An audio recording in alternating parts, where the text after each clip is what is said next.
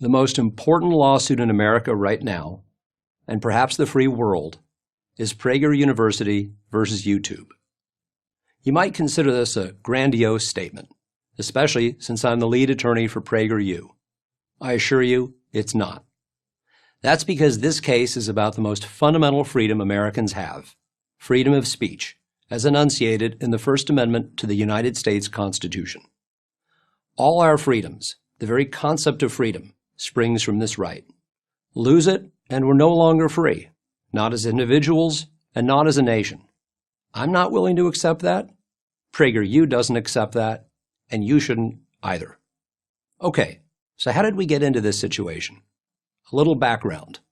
PragerU is what is called a 501c3, a nonprofit educational media company. It's known primarily for its 5-minute videos.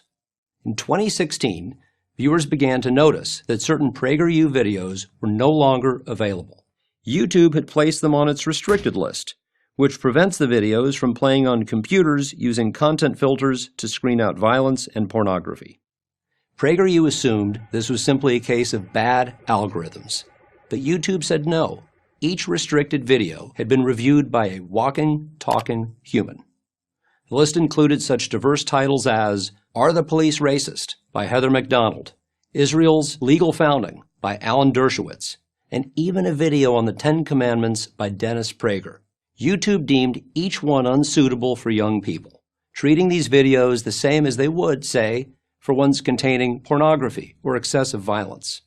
Keep in mind, this is PragerU we're talking about, as Main Street as you can get. And that ultimately turns out to be the issue.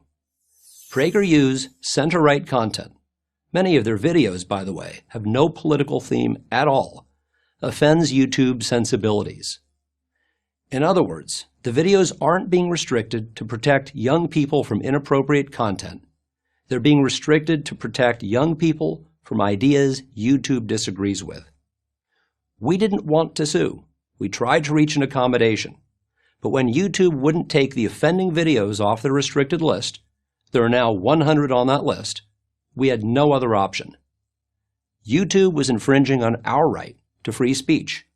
We filed in federal court in late 2017 and thereafter in California state court.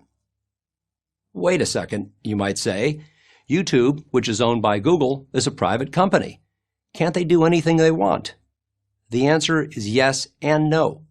Yes, if they are a publisher. No, if they are a public forum. So what's the difference?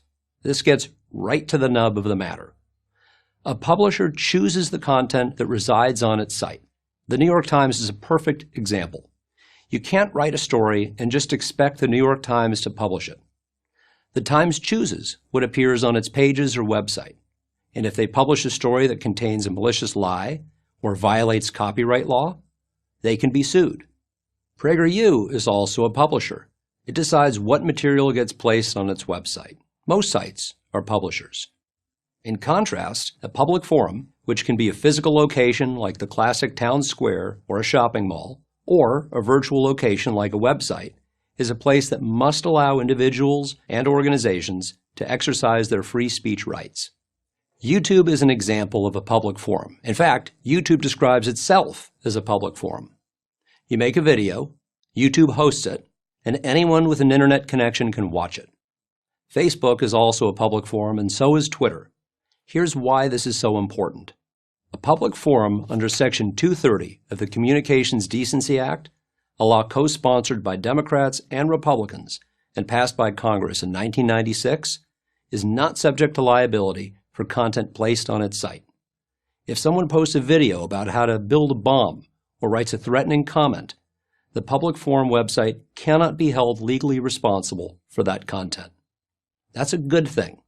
It gives YouTube and other public forums the chance to host a wide variety of material, from nature videos to political diatribes, without fear of being sued. And it worked. And then it didn't.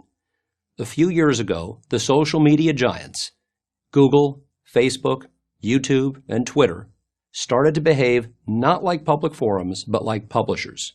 They stopped following Section 230, which specifically requires that these websites promote a true diversity of political discourse and began to judge content by their own political and social criteria.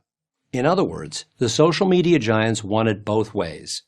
They want the protections of a public forum and the editorial control of a publisher. We're fine if they're a publisher, and we're fine if they're a public forum. They just can't be both. If we win our legal action, YouTube will have to return to the way things were when they started. That's freedom. But if we lose, YouTube gets to act as a publisher while pretending to be a public forum. That would mean much less freedom, and then, eventually, no freedom. Because the most powerful internet sites on Earth will determine what you see and what you don't. I'm Eric George, Managing Partner, Brown George Ross, for Prager University.